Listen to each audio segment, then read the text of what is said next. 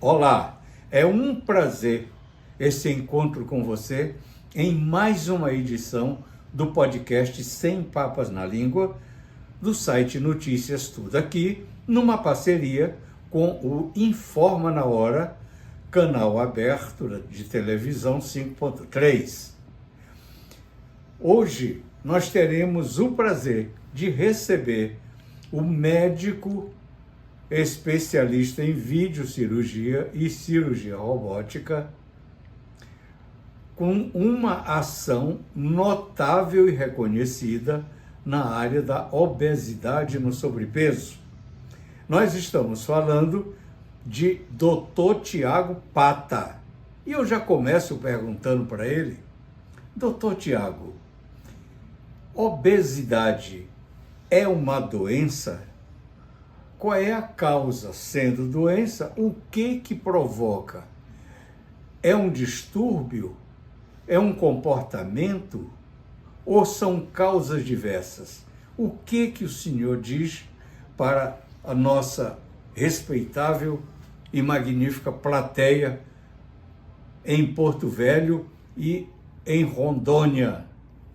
Porém, com o passar do tempo, cada vez mais foram conhecendo as doenças, cada vez mais identificando doenças como diabetes, hipertensão, colesterol, problemas cardíacos e observando que existia uma íntima relação com a obesidade. Então, a obesidade é sim patológica devido a todo esse contexto que a gente comentou.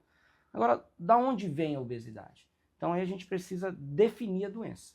E a definição da doença, segundo várias fontes, entre elas a Organização Mundial da Saúde, é que a obesidade ela é uma doença caracterizada pelo acúmulo de peso às custas de gordura e potencialmente letal quando relacionada às suas comorbidades metabólicas.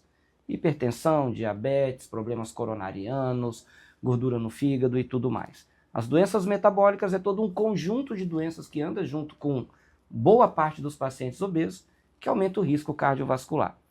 Mas, de uma certa forma, aprofundando um pouco mais nas causas, na etiologia da doença, a gente costuma dizer que, primeiro, a obesidade é uma doença multifatorial. Então, respondendo àquela pergunta, é apenas a dieta? Não. É apenas o emocional? Não. É apenas a genética, apesar de ter perfis genéticos de obesidade epigenética? Não. É apenas uma questão de ambiente? Não. Ela é uma somatória de fatores. São tantos fatores que a gente divide esses fatores em grupos. Então eu tenho um grupo que nós chamamos de fatores genéticos hereditários e metabólicos. Ou seja, nós todos temos uma carga genética que herdamos dos nossos ancestrais. Se eu venho de uma família de pacientes obesos, eu tenho uma probabilidade maior de ser obeso. Segundo ponto é fatores ambientais. Fatores ambientais são todos aqueles fatores que não necessariamente têm a ver com o peso, mas pode interferir no peso para mais ou para menos, mas muitas vezes para mais. Podemos dar um exemplo clássico do que vivemos recentemente. Uma pandemia. As pessoas ganharam peso na pandemia. As pessoas se trancaram em casa, ficaram ansiosas, comeram demais, tomaram remédios para dormir, para depressão, para ansiedade.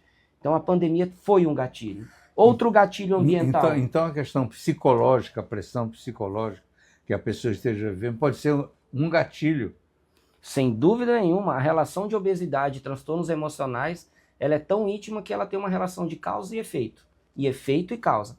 Pessoas com transtornos emocionais, eventualmente, por conta do próprio tratamento, o seu isolamento, evoluem com obesidade, e pessoas com obesidade, por conta da perda de qualidade de vida, da baixa autoestima, do isolamento social, podem evoluir com depressão, com ansiedade, com transtornos compulsivos. Então, aí, quando a gente fala de questões emocionais e obesidade, nós estamos falando de um alimentando o outro em algumas situações.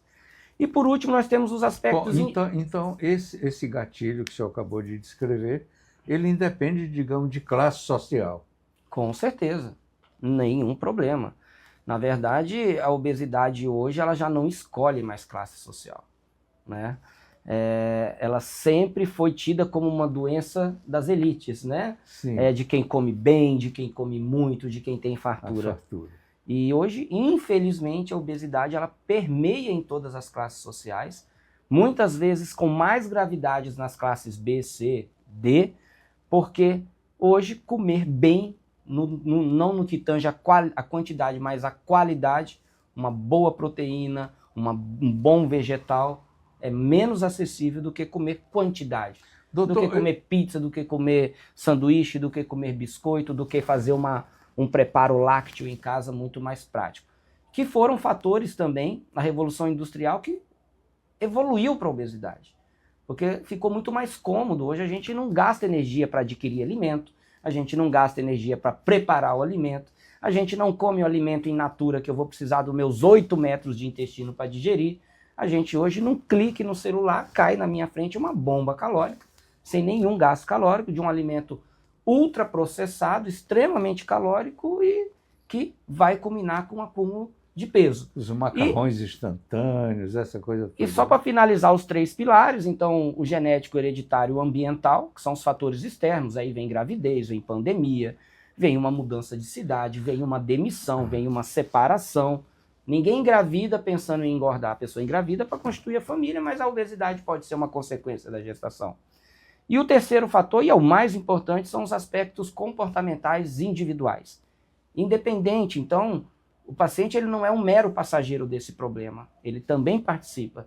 Então, os aspectos individuais são aqueles que têm um único responsável, o paciente. Esse ele não pode culpar o ambiente, esse ele não pode culpar a sua genética, a sua hereditariedade. Então, o paciente ele tem que ter a clareza de que uma vida saudável é feita de dias saudáveis. Então, dias saudáveis são feitos de 3, 4 decisões saudáveis. E se você deitar hoje na sua cama e fizer um exercício muito simples, você vai saber se o seu dia foi saudável. Podia ter comido uma vez só, comi 2. Podia ter feito um exercício, assistir TV. Podia ter tomado um suco, tomei um refrigerante. Podia ter comido uma salada, comi uma batata frita. E esses pequenos erros ou acertos, ao longo do tempo, vão culminar para um caminho bom ou ruim. Agora, o ponto positivo dos aspectos individuais, que, diferente da minha hereditariedade, que eu não consigo interferir, não vou mudar essa genética. Não existe a fórmula que vai mudar a sua origem metabólica e genética. Diferente dos aspectos ambientais, que eu não consigo mudar o mundo. De repente eu mudo ali o meu pequeno círculo de social, e isso também interfere no meu peso. Agora, os aspectos individuais, eu posso mudá-los completamente. Eu posso quebrar meu sedentarismo, eu posso largar o açúcar, eu posso começar a me alimentar de forma mais saudável. Agora, lógico que a gente sabe que não é um processo fácil.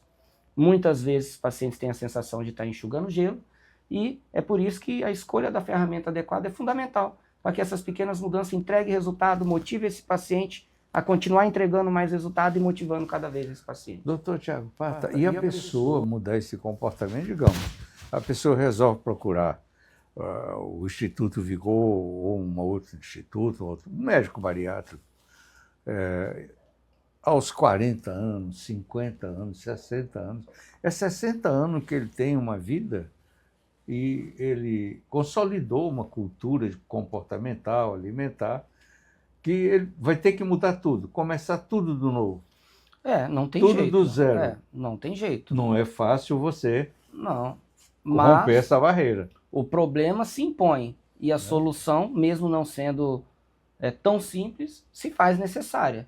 O óbvio que o ideal é que você comece a atuar dentro do tratamento da obesidade desde a prevenção. Então, aí, se você já vem de uma família de obesos, você tem que estar extremamente atento e se cuidando para que você minimize os riscos de ser um obeso. Então eu pergunto para o senhor, a obesidade mata? Ou o que mata são as consequências da obesidade? Esse é um dos grandes problemas porque a obesidade é tão negligenciada no Brasil e no mundo. Porque quando a pessoa vai a óbito, a gente tem lá 3 causas mortes. A gente vai colocar lá o primeiro evento, que gerou o segundo evento, que gerou o terceiro evento. Normalmente o terceiro evento é uma parada cardiorrespiratória irreversível. Mas aí quando você vai buscar o penúltimo evento é hipertensão arterial descontrolada. Aí você vai buscar o outro evento, é obesidade. Mas a causa ficou lá, parada cardiorrespiratória, infarto, diabetes descompensado. Quer dizer, é como se a obesidade não tivesse tido culpa nenhuma com aquilo. Ela fica oculta. Não morreu de obesidade, morreu das consequências da obesidade. Mas o que acontece? O fato é que a obesidade mata e mata muito. A obesidade, ela ceifa, em média, 4 milhões de vidas por ano. Ela e suas consequências. A obesidade... 4 milhões de vidas por ano no Brasil, no mundo. No mundo. No Brasil, nós temos aproximadamente 140 mil óbitos por ano decorrentes da obesidade. Mas a obesidade, ela mata no mundo 4 milhões de pessoas por ano, que equivale ao que a pandemia do Covid, que foi aquela tragédia que todos nós acompanhamos, matou em 2 anos. Então nós estamos falando de uma doença que atualmente está matando mais do que a pandemia matou por ano. E a obesidade hoje, ela consome aproximadamente 4% do PIB mundial, tratando as doenças decorrentes da obesidade. Ela é, de fato, hoje, um gargalo de saúde pública, privada, social, mundial, que é uma das doenças muito negligenciadas, justamente porque também não tem um apelo político, popular. Ninguém se preocupa em tratar o obeso que está dentro de casa, que muitas vezes é taxado porque apenas comeu demais, onde a gente sabe que a doença não é desejável. Agora, acabar com a fome, todo mundo promete, todo mundo quer. E, inclusive, este ano, tivemos estudos científicos mostrando que no mundo, hoje, nós temos mais mortes decorrentes das doenças relacionadas à obesidade do que a fome. Ou seja, nós invertemos, e essa realidade também existe no Brasil. Quer dizer, antes morria-se O mais pela Brasil fome, saiu da desnutrição, deixou de matar de desnutrição para matar de obesidade. O Brasil cresceu em 4 anos a obesidade, o que a América demorou 10. O Brasil, ele tem uma curva de progressão da obesidade mais tardia que os Estados Unidos, porém mais íngreme do que os Estados Unidos. Mas, doutor Tiago, apesar desses números que o senhor está dando, desse processo evolutivo desastrador, como é que é? Desastroso. Devastador. Devastador. Eu estou aqui mexendo na minha memória e eu não me lembro de nenhuma ação pública, uma política pública, um deputado na Assembleia do Estado de Rondônia discutindo alguma ação para cuidar disso. Não estou lembrado de ninguém da bancada federal no Congresso discutindo isso. Fala-se, por exemplo, da hipertensão, que mata, que não sei o quê. Tem até remédio de graça para a hipertensão, o cara pega na farmácia, né? Essa coisa. Mas a hipertensão consequente de pessoas com também sobrepeso. Com obesidade. 75% dos pacientes obesos são hipertensos, né? Quer dizer, então não se está tratando. A coisa não é um problema causa, nacional, né? Apenas, nem regional. Sem dúvida nenhuma, né? Eu soube recentemente, conversando até com uma deputada que foi entrevistada aqui, a deputada Silvia, que ela foi uma das criadoras da Comissão da Saúde, que não existia ainda dentro da Câmara dos Deputados. Então, olha para você ver, era se eu não me engano, eu não entendo o termo, mas pelo que ela explicou, era ali uma subportaria, alguma coisa assim. Uma subcomissão. Que ficava dentro de uma comissão de diversidade, numa confusão. E agora tem a comissão de saúde. Então, realmente, mas mais grave do que isso, nós tivemos recentemente a reunião das Organizações das Nações Unidas, da ONU, onde dentro da ONU há um fórum para se debater as doenças crônicas não transmissíveis, as DCNTs, que todo mundo tem programas de controle, como hipertensão, como diabetes, como colesterol. E o Fórum das Nações Unidas não colocou a obesidade como um problema de saúde pública. Quer dizer, ocultou mais uma vez esse problema. E aí nós temos um grande representante da luta contra a obesidade no Brasil, que é o Dr. Bruno Halper, um endocrinologista, presidente da ABESO, que é a Associação Brasileira de Estudo da Obesidade, esteve presente no fórum e deu essa notícia assim, abismado, de realmente não ter entrado. Mas a coisa pegou tão mal que semanas depois a ONU fez uma nota retificando que não, a obesidade entrou sim. Mas já não ficou legal, porque ficou mais parecendo uma preocupação política e de imagem do que de fato de se resolver o problema. Agora, a consequência de quando um governo, uma Nações Unidas, não reconhece o problema, ela vai muito além de você direcionar políticas de saúde para os profissionais de saúde, para os governos, para os países. Ela, mais uma vez, ela está dizendo que a obesidade não é um problema. Que se ela não se preocupa com o problema, esse problema não existe. Se ele não existe, você que está sofrendo com obesidade na tua casa vai continuar ouvindo. Seja do colega do trabalho, seja do familiar, às vezes, infelizmente, até de profissionais de saúde, que a obesidade é a sua escolha. E que apenas é fechar a boca e caminhar que você emagreceria. Bom, então esse é o estigma da doença. Por isso é tão difícil se tratar a obesidade. Então, com isso, o prefeito, o governador, o presidente da República, o ministro da Saúde, o secretário estadual e municipal de saúde não se preocupam com a obesidade. Na verdade, não trabalham políticas públicas para combater a obesidade e tratar a obesidade. Infelizmente, não. Nós estamos assim, eu sou hoje presidente do capítulo aqui do estado de Rondônia da Sociedade Brasileira de Cirurgia Bariátrica e Metabólica. É a segunda maior entidade de tratamento cirúrgico da obesidade do mundo. Uma entidade que já, daqui do Brasil, já teve 3, 4 presidentes da entidade mundial de tratamento cirúrgico da obesidade. E através do nosso presidente, Dr. Juliano Canavarros, de Cuiabá, temos levado ao Congresso muitas demandas referentes à cirurgia da obesidade, referente à importância de se enxergar isso como um problema. Inclusive, esse ano tivemos a aprovação de novas técnicas pelo Conselho Federal de Medicina, graças a esse trabalho. Mas ainda temos um caminho muito longo pela frente no que tange isso entrar dentro de um discurso público, de políticas públicas sério, sem medidas isoladas, sem medidas passageiras e muito mais do que isso. Sem a construção de fato, um controle, um programa de prevenção, tratamento e prevenção de reganho de peso em qualquer modalidade da obesidade. Então, temos um caminho árduo nesse sentido. Agora... E não é um tratamento barato, não é? Bom, na verdade, assim... Nem fácil e nem barato. Não é fácil e nem barato, mas primeiro porque ele é crônico. Se a doença é crônica, o tratamento geralmente vai ser crônico. Então ele vai precisar de tempo para isso. Segundo, porque por mais que os governos e as políticas públicas não estejam enxergando esse problema, a indústria privada está enxergando. Não só a cirurgia bariátrica enxergou e movimenta bilhões de dólares por ano. Imagina, o Brasil chega a fazer quase 100 mil cirurgias bariátricas por ano. Estados Unidos faz 350 mil cirurgias bariátricas por ano. E graças à obesidade nós tivemos a primeira indústria farmacêutica trilionária do mundo. Recentemente saiu a notícia de que uma das indústrias que fabricam os análogos, as canetinhas de tratamento da obesidade, alcançou um valuation de $1 trilhão. Então, enquanto o governo, de repente, dorme em braço esplêndido, as outras forças privadas estão atuando. E, de certa forma, isso ajuda, inclusive, a oferecer ferramentas para que o governo possa utilizar. Mas, recentemente, nós tivemos o presidente fazendo um comentário onde ele disse que no Brasil só existe obesidade porque tem um comendo por 2. Que se esse um comesse por 1, sobraria para o outro, resolveria o problema da fome e da obesidade.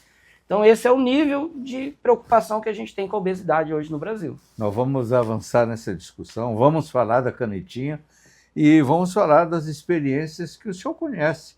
Se tem alguma experiência positiva em Rondônia, se outros estados têm alguma experiência boa que pode ser importada, né? O que é que se pode fazer? A sua visão em relação a isso no próximo bloco, que agora nós vamos tomar uma mina linda, essa água fantástica aqui.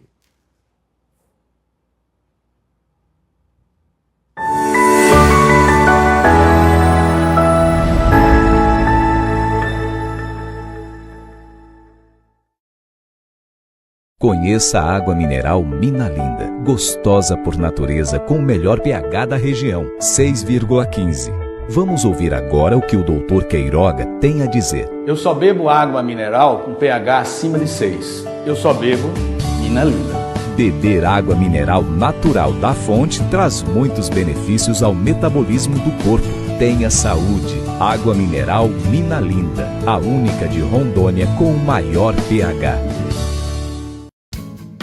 A Casa da Uva é um local agradável para você frequentar com sua família e amigos. Aqui oferecemos uma ampla variedade de lanches, bebidas, suco direto da fruta e também iguarias típicas da região Nordeste e Sul do país. Servimos almoço todos os dias.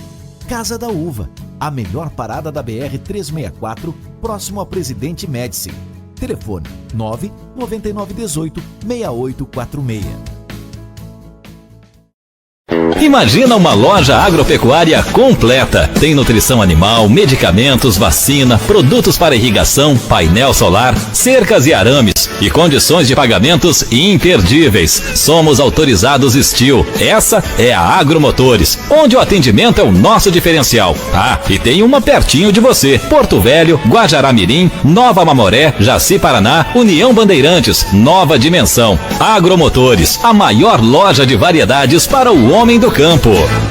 Final do ano chegou e é hora de alavancar o seu negócio com o crédito operacionalizado pelo Banco do Povo. Você é empreendedor? O Banco do Povo tem dinheiro para você. Com o microcrédito pensado para o microempreendedor, você investe em estoque, marketing ou melhorias no seu negócio. Acelere suas vendas e feche o ano com chave de ouro. Você sonha e o Banco do Povo realiza.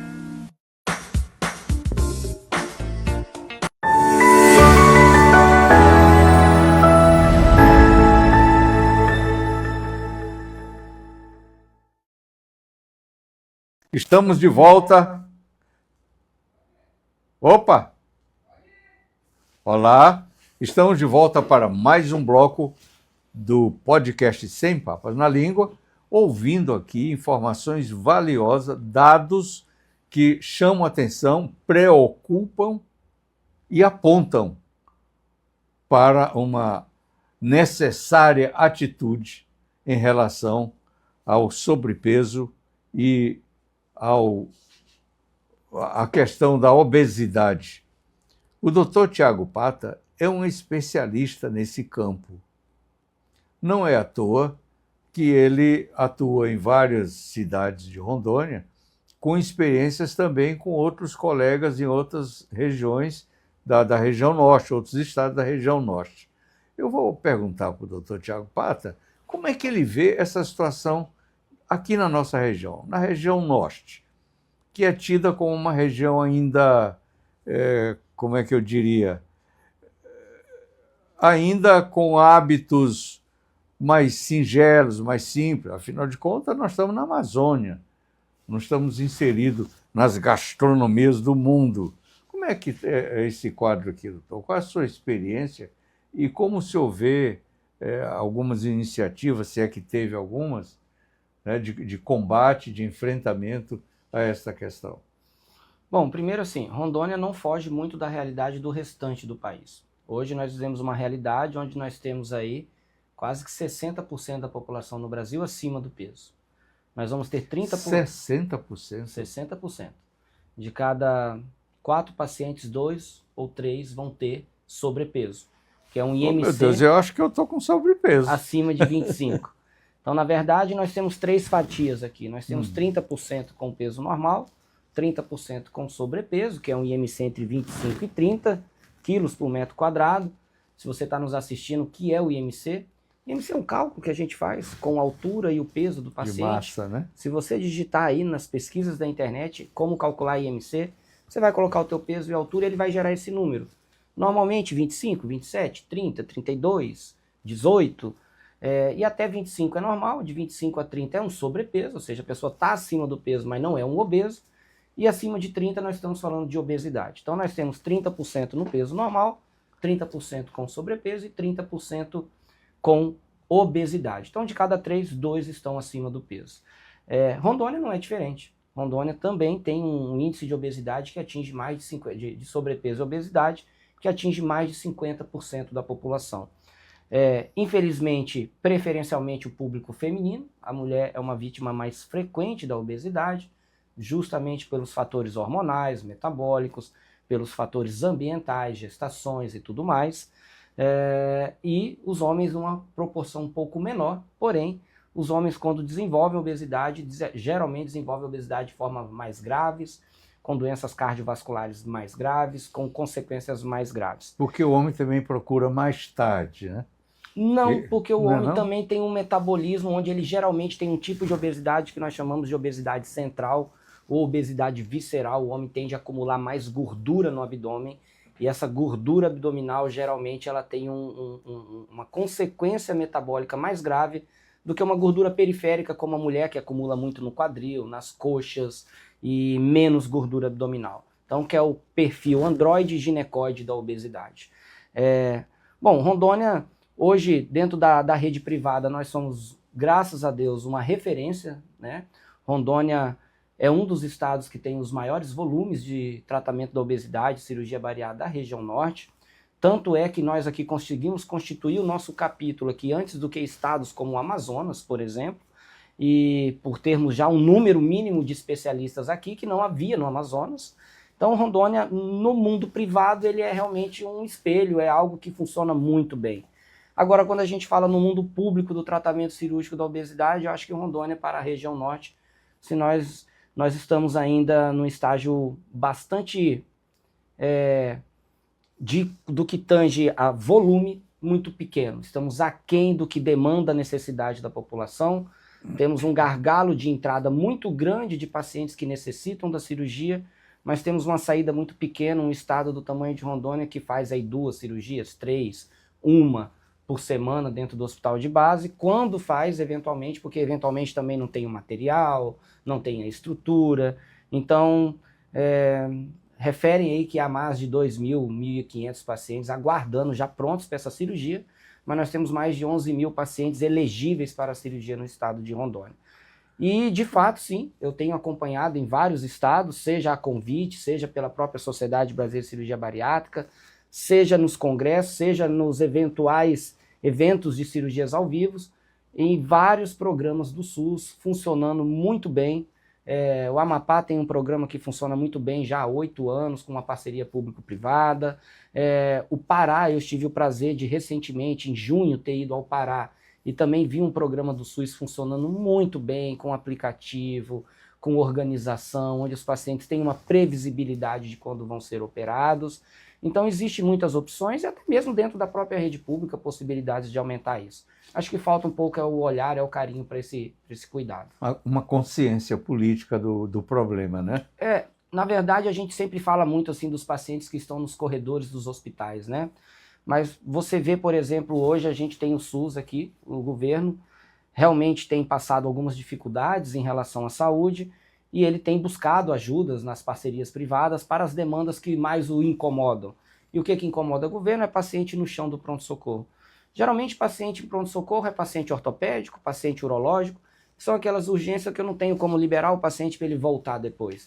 O obeso, muitas vezes, ele é negligenciado porque ele não está no chão do pronto-socorro. Ele está no chão da casa dele, ele está acamado em cima de uma cama, ele está lutando contra as consequências da obesidade na sua própria casa. Quando ele passa mal, ele vai para o hospital, trata um pico de pressão, trata um pico de diabetes, volta para casa, mas o problema não se resolveu.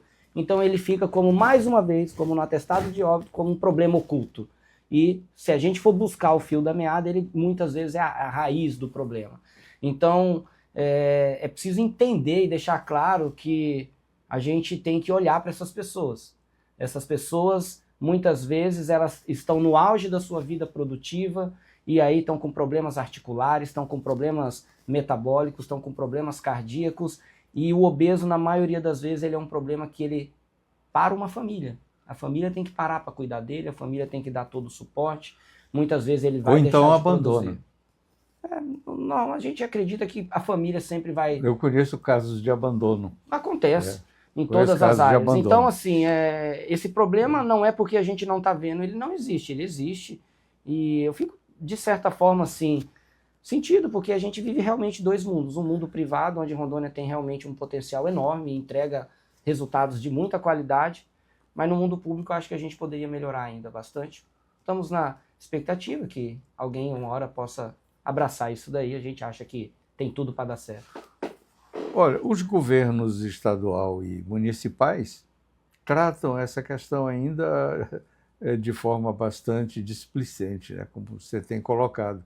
A obesidade, ela ainda fica na fila da cirurgia eletiva. Exato, a famosa regulação. Regulação. Para você ter ideia agora, o Tarcísio o de menino Freitas, quebrou a perna ali, vai na frente, e aquele que está morrendo chão, na cama ele tá lá. no chão do hospital. E a gente não está dizendo que não tem que atender, mas a existência de um problema não anula o outro. Né? E me parece que esse tratamento que tem no SUS aqui, mesmo com as suas deficiências, teve sua participação no começo, não foi? Na verdade, eu participei da estruturação do serviço de videocirurgia do hospital de base. Na cirurgia bariátrica eu nunca atuei aqui no SUS, sempre atuei no ramo da medicina privada, já há 16 anos, mas eu participei dentro dos meus 10 anos que eu trabalhei aqui no serviço público, eu participei dentro da cirurgia minimamente invasiva, mas tinha muito contato, sim, com os colegas que estavam lá. E, na verdade, o serviço funciona, ele só realmente tem um volume que está um pouco aquém do que a demanda necessita. Mas eu acho que o mais importante é a gente entender que, de fato, todos os pacientes importam, mas quando a gente tem uma situação onde a saúde está quase que nas cordas, a ideia é apagar incêndio, né? Então, vamos apagar um incêndio aqui, que é da ortopedia, vamos apagar um incêndio ali, que é da urologia, e a gente vai deixando aqueles problemas que são basilares, que são problemas que geram outros problemas para depois. A gente está sempre tratando as consequências. Você pega o Tarcísio de Freitas, por exemplo, que é tido nacionalmente visto como um grande gestor, está investindo 200 milhões agora somente em cirurgia bariátrica para otimizar a fila do SUS. E aí nós temos modelos no interior do Alagoas, em Curuípe, hospitais que fazem 10% da cirurgia bariátrica SUS do Brasil, uma cidade de 30 mil habitantes. Olha só. Então existem exemplos, tem como se buscar, tem mão de obra e eu tenho, como eu comentei, né, no bastidor, eu tenho participado de alguns eventos que muitas vezes eu falo, por que a gente não tem isso aqui? Então, eu sei que o senhor, embora atue no setor privado, o senhor tem uma sensibilidade com os pacientes do atendimento público. Até em algumas ocasiões o senhor lhes fez a defesa, né? Com certeza. Durante a pandemia, quando todas as cirurgias eletivas eu pararam, lembro que o senhor lutou eu pelos realmente pacientes do SUS. representando duas entidades médicas, a Sobracil, Sociedade Brasileira de Videocirurgia, e a Sociedade Brasileira de Cirurgia Bariátrica e Metabólica. Nós encampamos uma verdadeira luta para o retorno dessas cirurgias, já no momento onde já estava a doença controlada, já estávamos tendo o show do Gustavo Lima aqui em Porto Velho, mas não se podia fazer uma cirurgia de vesícula, não se podia fazer uma cirurgia oftalmológica, não se podia fazer uma cirurgia bariátrica. E, só para lembrar, 70% dos óbitos da pandemia do Covid eram em pacientes obesos, o que com 3 meses de pandemia o mundo inteiro normatizou que não deveriam parar cirurgias oncológicas que tratam câncer e cirurgias da obesidade, pois tirariam pacientes imediatamente da zona de risco. E, coincidentemente, nós estamos falando das duas doenças que mais matam no mundo. Tirando trauma, guerra e acidente, nós estamos falando de doenças oncológicas, a primeira causa de morte, e a segunda causa de morte, doenças decorrentes da obesidade. Nossa, gostou? É claro que não, né? É assustador. Doutor Tiago, vamos avançar? Tem agora um tratamento aí que está na onda, né? Está na onda, está nas páginas policiais, está nas páginas da CPI do Congresso, já virou uma fonte de corrupção, de enriquecimento ilícito, né? Mas muita gente fazendo política, buscando voto fácil para o ano que vem, que começa daqui uma semana, ou duas, daqui 2 semanas, que é a famosa canetinha. E aí, essa canetinha funciona, doutor Tiago? Funciona. Trata? Bem Ela faz sim. o quê? Na verdade, nós estamos vivendo, nesse momento, uma grande revolução do tratamento da obesidade. Mas me parece que estão liberando para a pessoa levar para casa e se auto-aplicar, essa coisa toda. É assim mesmo? Não, tem que ter o acompanhamento melhoral? médico. Não, tem que ter acompanhamento médico, mas ela é auto-aplicável, como uma insulina, digamos assim, para um diabético. Mas o que são as famosas canetinhas, né? Então, historicamente, as medicações de obesidade nunca teve uma bala de prata, nunca se surgiu algo que fizesse o milagre. Tanto é que, muitas vezes, o tratamento da obesidade ele nada mais é do que uma associação de medicamentos, né? Então, a gente associa aí um ansiolítico com um derivado de anfetamina, uma sibutramina, um inibidor de absorção de gordura e diversas medicações, inclusive que não tem como fim específico o tratamento da obesidade, mas tem como consequência a perda de peso, como anticonvulsivantes, anticompulsivantes e assim por diante. Mas o tratamento da obesidade ele sempre foi visto do ponto de vista clínico muito ruim, porque ele sempre tinha um grau de efeito colateral muito grande Então a gente vem de uma época dos derivados de anfetaminas, onde quem tomava sibutramina, eu tenho certeza que muitas pessoas aqui já usou, sabe o quanto que ficava com o coração acelerado, ficava com insônia, ficava extremamente irritado e muitas vezes parava de tomar e em 1 mês, 2 tinha um reganho de peso absurdo. Bom, com o advento da cirurgia bariátrica e com a realização dos desvios intestinais na cirurgia bariátrica, alguns médicos, pesquisadores mais desconfiados começaram a perceber que aqueles pacientes que operavam, eles tinham melhoras de doenças metabólicas muito mais rápido do que outros pacientes que não operaram, mas estavam fazendo um tratamento e perdendo peso da mesma forma que alguém operou. E muitos falavam, não, mas isso é porque está perdendo peso, melhorou o diabetes, melhorou a pressão. Os mais desconfiados falavam, mas não, eu tenho aqui 2 pacientes. Eu tenho um paciente aqui que fez a cirurgia, perdeu 10 quilos e melhorou tudo. Eu tenho outro aqui que fez uma dieta, que pôs um balão e perdeu 10 quilos e não melhorou como o outro. Então, peraí, algo está diferente. Então foi quando começou-se a estudar os impactos metabólicos desses desvios hormonais, dessas reduções de estômago, e se descobriu uma verdadeira mina de ouro de hormônios incretínicos intestinais que estão relacionados ao controle energético, ao controle sacetogênico, ao controle metabólico, ao controle lipídico relacionado à obesidade. Então, essas canetinhas nada mais são do que hormônios que foram descobertos em estudos com cirurgia bariátrica, realizados, aplicados de forma sintética. Então, GLP-1, que é o hormônio incretínico produzido no ilho distal, que inicialmente foi estudado para diabetes, mas observou que esses hormônios, quando você aumenta a dose, ele tem um efeito benéfico na perda de peso. Então, as canetinhas são associações de hormônios. Nós temos a semaglutida, que é o hormônio isolado do GLP-1, o análogo. Nós temos hoje o famoso, que é o Ozempic, agora temos o famoso Mounjaro, que aí nós já estamos falando de um duplo agonista. Temos 2 análogos atuando, o análogo do GLP-1, que é a semaglutida, e temos o GIP, que é o peptídeo gastrointestinal, que melhora a queima calórica, a queima, busca de energia dentro do tecido gorduroso. E também agora estamos aí em fase 3, 4 do estudo, com a retatrutida, que já vem com triplo hormônio. Então, comparado ao que a gente tinha, as canetinhas é uma excelente ferramenta para quem precisa perder até 15, 20% do peso, 20 e poucos por cento do peso. Cada um com a sua potência e com a sua necessidade. Podemos voltar a concluir o assunto da canetinha no próximo e último bloco. Vamos agora dar uma pausa, molhar a garganta com uma mina linda. Aguarde, é só um minutinho. Voltamos já.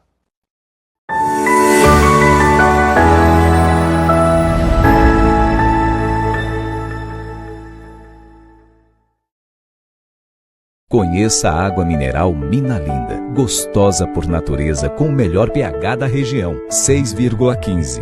Vamos ouvir agora o que o Dr. Queiroga tem a dizer. Eu só bebo água mineral com pH acima de 6. Eu só bebo Mina Linda. Beber água mineral natural da fonte traz muitos benefícios ao metabolismo do corpo. Tenha saúde. Água mineral Mina Linda, a única de Rondônia com o maior pH.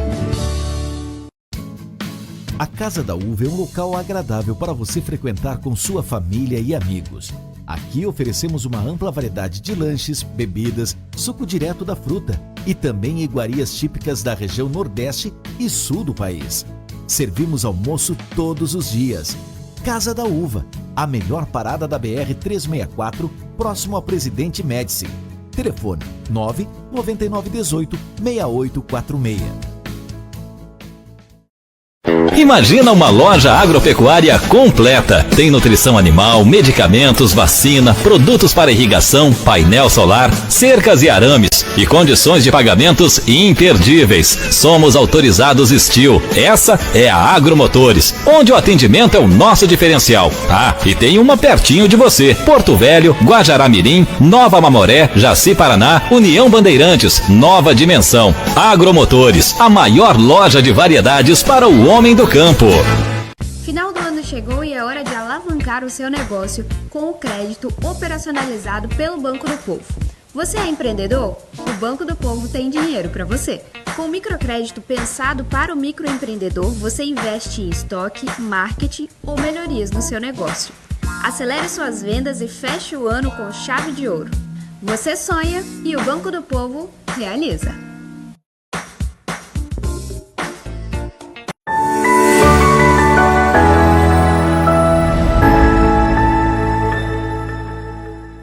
Estamos de volta para o último bloco do podcast Sem Papas na Língua, conversando com o Dr. Tiago Pata, que está nos dando aqui uma aula de vida, de qualidade de vida.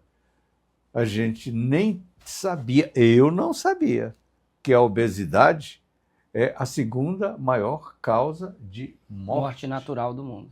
no mundo.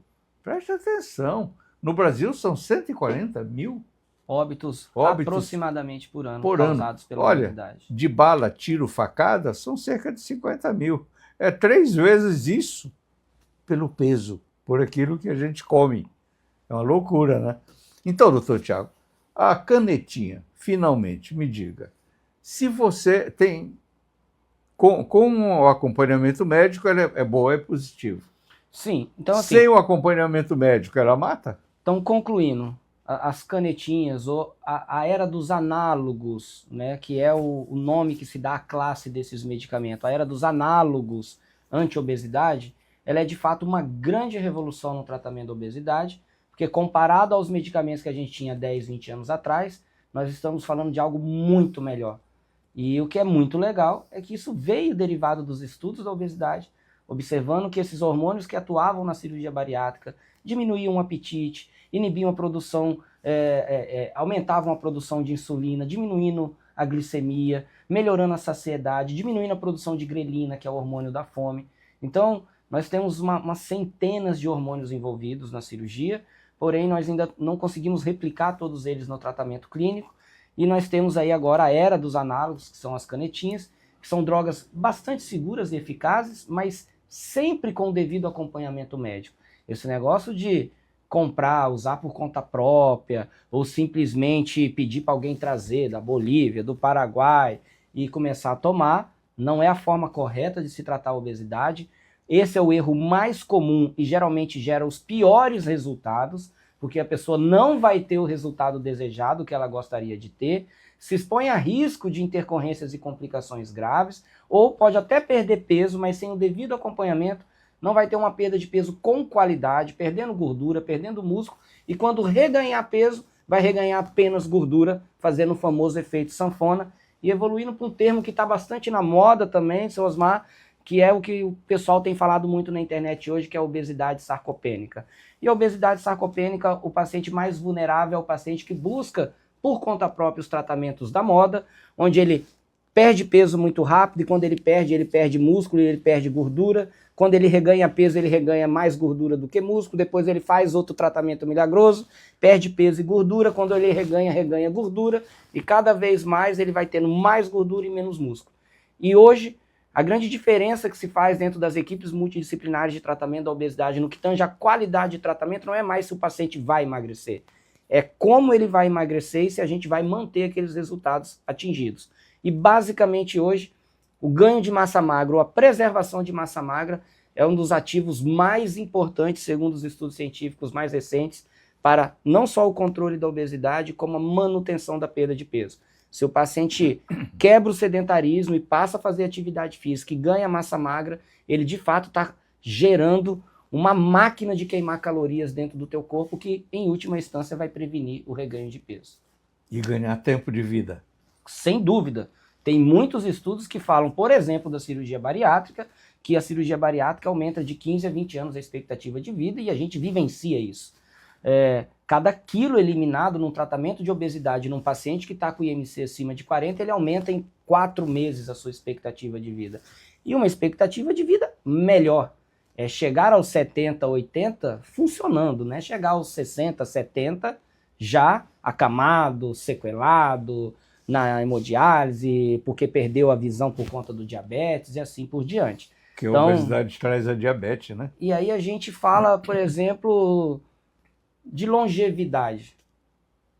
O senhor anda o estado todo, conhece zona rural, conhece a realidade de Rondônia. Tenho certeza que já viu muito magrinho de 90 anos, Sim. 95 anos, fazendo a sua hortinha 85 anos. Agora, quantos obesos a gente vê aos 90, aos 80 anos? Só 25% dos obesos vão viver mais do que 70 anos. Então, a obesidade é uma doença que ela impacta, dentro do ponto de vista de saúde, 2 grandes pilares. A qualidade de vida, que é a forma como eu estou vivendo hoje. eu não durmo bem, eu ronco, eu tenho dor nas costas, minha autoestima está baixa, eu sofro com a minha pressão, com o meu refluxo, com o meu problema articular.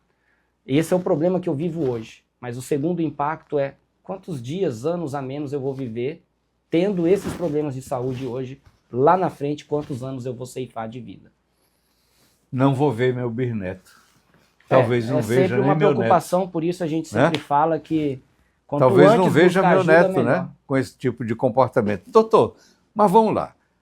A medicina avança, as tecnologias avançam e hoje tem a robótica, né?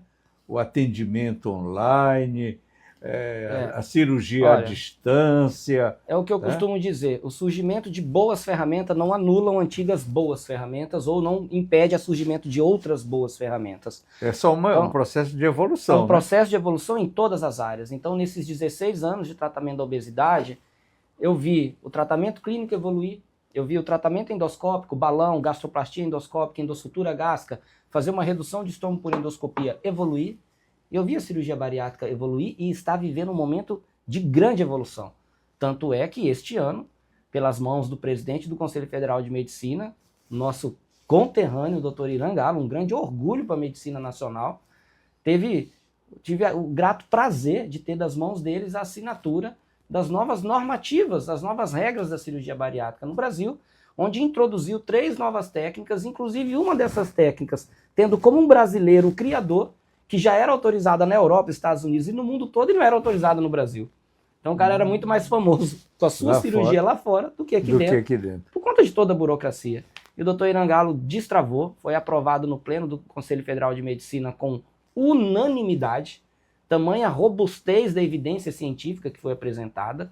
É uma cirurgia que salva vidas, não é à toa que nos últimos 20 anos mais de 140 milhões de pessoas optaram pelo tratamento. O senhor é especialista nesse campo. Exatamente, uma das minhas especialidades que eu amo é a cirurgia bariátrica e metabólica, que é a cirurgia do diabetes. Mas, falando agora um pouco, não de obesidade, mas da cirurgia minimamente invasiva, que é a videocirurgia, que é uma das áreas que eu mais gosto de atuar, e também continua evoluindo. Então, já há algum tempo existe a cirurgia robótica. A cirurgia robótica chegou no Brasil há quase 20 anos, mas ela vem se consolidando aí nos últimos 15, 10 anos, muito nos grandes centros, São Paulo, Rio de Janeiro, e eu já desde 2016, quando tive o meu primeiro contato com o robô, num congresso nos Estados Unidos, eu já sonhava em um dia ter essa plataforma, ter essa tecnologia disponível para os nossos pacientes aqui em Rondônia. Me especializei em cirurgia robótica, fiz a minha formação, já levei vários pacientes para fazer cirurgia robótica em São Paulo, onde a gente tem essa plataforma, e agora a gente tem aí, né, muito provavelmente, uma grande novidade, Rondônia entrando para dentro do rol da cirurgia robótica no Brasil. A partir de março, abril, há uma perspectiva de que o Hospital Samar esteja com um robô disponível, um robô de última geração. Não precisará mais levar para fora. E, se Deus quiser, os meus pacientes de cirurgia robótica não mais sairão do estado, nós vamos fazer a cirurgia aqui. E aí as pessoas perguntam, mas como assim cirurgia robótica? Então, a cirurgia minimamente invasiva, pessoal, são todas aquelas cirurgias que você vai resolver problemas através de microincisões. E aí existe cirurgia minimamente invasiva do coração, da tireoide, do cérebro, do aparelho digestivo, da cirurgia geral, que é onde eu atuo. E nós temos a videolaparoscopia, que opera o abdômen, a videotoracoscopia, que opera o tórax, e a gente tem também a cirurgia robótica. E a cirurgia robótica nada mais é do que uma plataforma onde existe um robô, que ele tem 4 braços, onde fica uma câmera e 4 braços de trabalho. Braços que não tremem. Que não tremem, que permitem movimentos muito mais precisos, que corrigem movimentos, que rotacionam mais do que a minha própria mão, que replicam os movimentos da minha mão, que me entregam uma imagem em 3 dimensões, em 4K, e que permite uma precisão e uma delicadeza e uma segurança ainda melhor do que a videocirurgia, a videolaparoscopia convencional entrega. Então o robô ele é acoplado ao paciente e nós vamos para um console dentro da própria sala de cirurgia, onde eu fico imerso, como se fosse uma grande cabine de videogame, coloco a cabeça dentro desse console, visto meus dedos com velcro, e a partir daquele momento eu começo a replicar os movimentos dos meus dedos dentro da cavidade. O médico não suja mais os dedos de sangue. a gente não põe às vezes nem o capote, a gente opera com a mão livre, né? É lógico que na cirurgia robótica a gente tem um médico que a gente chama de bedside, que é aquele médico cirurgião que vai ficar ao lado do paciente apenas observando o robô trabalhar. Porque em algum momento, se precisar de alguma assistência de alguma coisa, ele está apto, já escovado, paramentado para atuar.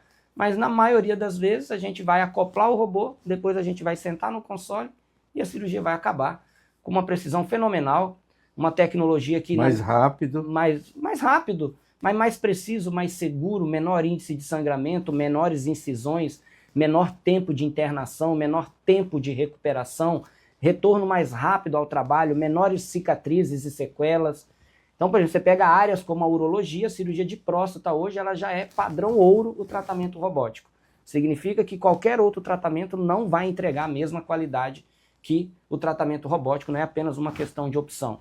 Na área em que eu atuo, por exemplo, a cirurgia robótica vai me permitir fazer, por exemplo, muitas cirurgias da parede abdominal, que pela videocirurgia convencional é mais difícil, é inviável, como algumas técnicas de diástase abdominal, algumas técnicas de reconstrução da parede abdominal, as hérnias inguinais, hérnias de parede abdominal através da plataforma robótica, são cirurgias que ganharam um grau de qualidade e segurança muito grande, mas também na cirurgia bariátrica e metabólica, em pacientes super obesos, pacientes com cirurgias prévias, porque um paciente muito pesado, você se cansa mais rápido, porque a força, o torque que você tem durante todo o processo cirúrgico é muito grande, você sustentar um abdômen de 100, 200 quilos.